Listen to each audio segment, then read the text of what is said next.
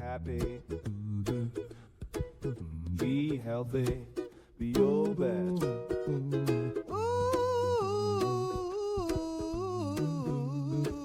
Be your best. So I just came off of 10 days in a row where I only had 2 hours of sleep a night. Why? We had a 4-year-old who had gotten sick because her 5-year-old sister had brought home something from kindergarten. And so they both tested positive for strep, and the little one spiked a high fever. And when she spiked a fever, she had what's called a fetal seizure, just from the high temperature.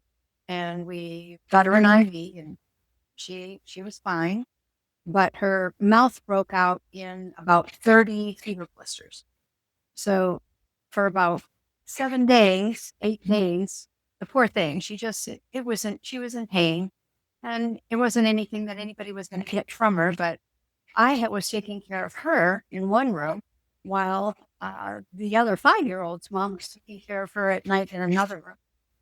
And it just really struck me how quickly, when you are trying to function and you're only getting a couple of hours of sleep a night, how quickly different body functions, ability to focus, ability to think clearly, just how much you're able to deal with stress, how many things are affected when your sleep's not optimal. And then I got to thinking about how over the years, how many of my clients that I've worked with that have expressed the need to improve their sleep. And over that time period, we have been able to help a lot of people get to the point where they have a really good night's sleep. So it's commonly known as insomnia when somebody is having the type of problem where they either are having trouble falling asleep, or it's where they wake up too early and they can't go back to sleep. And for them, when this is a regular occurrence, just like I talked about earlier, it ends up with them experiencing fatigue, irritability, more anxiety, and really difficulty concentrating. So what are some of the causes of this? Well, in our office, in our clinic, we find that stress is one of the causes. Disrupted sleep schedules, like I had for the couple of weeks. Poor sleep habits in general, like late night caffeine, certain medications can interfere with sleep. And then there's other medical or mental health conditions that can be common causes as well. And there's a couple types of insomnia. One of them is considered acute. That's where, like me, for a short term lasting days or a couple of weeks, it's often triggered by a certain event or a certain stressor. Okay, but then there's chronic insomnia. And chronic insomnia is where somebody has at least 3 nights a week for more than 3 months that they just aren't sleeping properly. That's the parameters that have been made by the medical community for defining chronic insomnia. So how can you improve sleep when you're having these problems? Well, there's a number of different things that we found to be effective over the years. One of them is starting to stick to a schedule, trying to go to bed and get up at the same time each day, starting to set a pattern where your brain and your body is expecting that this is the time that you go to sleep. The other thing is creating a relaxing routine each night. It doesn't have to be a long time period, but just winding down before you're going to go to sleep. Activities like reading a book, listening to some relaxing music, or taking a warm bath. Things like this can, especially when they're done as a routine, where maybe one night you book, the next night you take a nice bath, something like that. Once again, it sets the stage for better sleep at night. Another thing is optimizing your environment. You have to make sure that your bedroom is dark, as dark as you reasonably can get it. You want to have it be quiet, and usually on the cooler side makes for a better night's sleep. The other thing that is really hard in our society today is that really for at least an hour before you go to bed, there should be no TV, no tablet, no phone, no computer, kind of the going back to the old fashioned reading a regular book and using your incandescent light. This is something that can really interfere with pineal gland function and with sleep patterns. Another thing is limiting stimulants. So caffeine, making sure that caffeine is not taken later on in the day. Some people aren't affected by caffeine, but a large amount of people are when it comes to sleep. Another thing is nicotine. Nicotine can affect the quality of sleep. And then alcohol. Now, alcohol is a hard one because you can drink a glass of wine or have a drink and it relaxes you. And so it seems like it would be something that would actually help you sleep. But the problem is that when you drink alcohol in about 3 hours before you try to go to sleep, it actually can make it where it wakes you up in the middle of the night. It can add to problems like insomnia. So if you are going to have it where you have a glass of wine, you have a beer, you have a drink, whatever, try to have it be more than a few hours before you want to go to sleep. Regular exercise. Regular exercise is something where physical activity can improve sleep. The only thing to avoid is possibly really strenuous workouts really close to bedtime. Here again, there are people that are the exception that can go to the gym and work out like crazy and come home and have no problem just sleeping like a rock.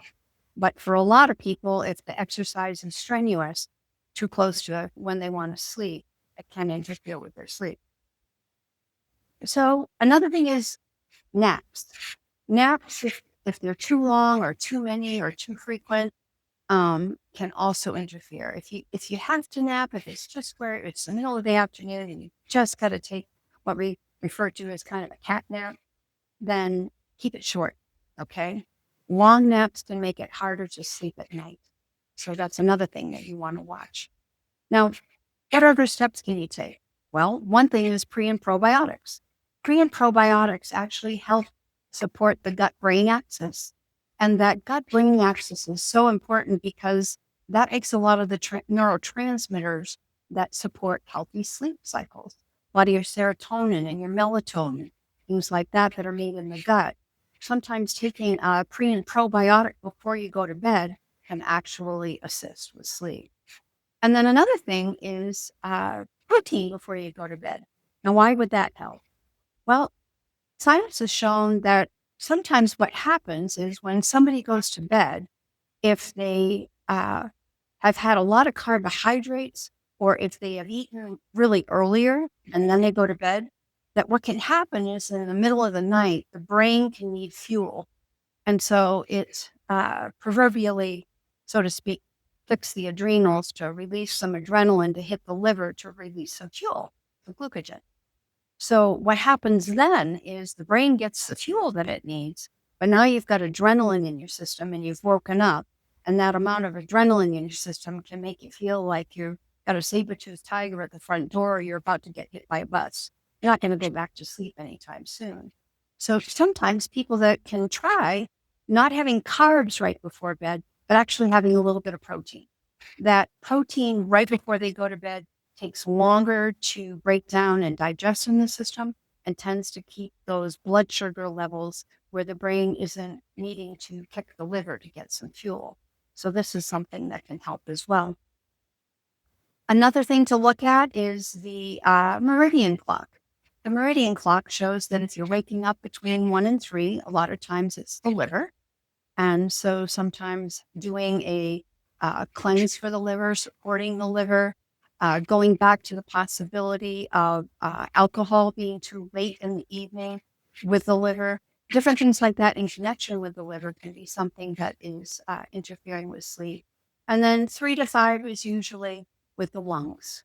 So supporting the lungs and supporting the adrenals that are in direct line with the lungs and the heart. This can be really effective in helping with sleep. We often refer people to look up Moon Brew. Moon Brew is a company that has an excellent product that helps to get some good sound sleep. It has no addictive properties. It has excellent ingredients in it. that help you to have a nice cup of something that's very relaxing in the evening. There's no sugar in it. They use some monk fruit for sweetener. They have great flavors. They've got hot cocoa, mint chocolate, chocolate caramel. They have a very, very tea formulation, but they all have forms of adaptogens in them, and forms of magnesium, and different components that make it where if you drink it about an hour later, you start feeling really sleepy, and you tend to sleep longer and deeper. And this can be something that, because it has no addictive properties and is actually supportive of the body, as far as serotonin levels, and just really good for the body, is something that you could use and try and see if that would also help with a good night's sleep. There's a link below that you can look at if you're interested in seeing what that company has to offer. So there's some suggestions for you as far as getting a better night's sleep. It can be really frustrating when you're not getting good quality sleep, and you really can feel like it's affecting the quality of your day, your relationship with others, and it also can affect the health of the body, the immune system. So investing some time in looking at your habits, and then possibly investing in some things that can help your quality of sleep, will really go a long ways in improving your life. Be healthy, be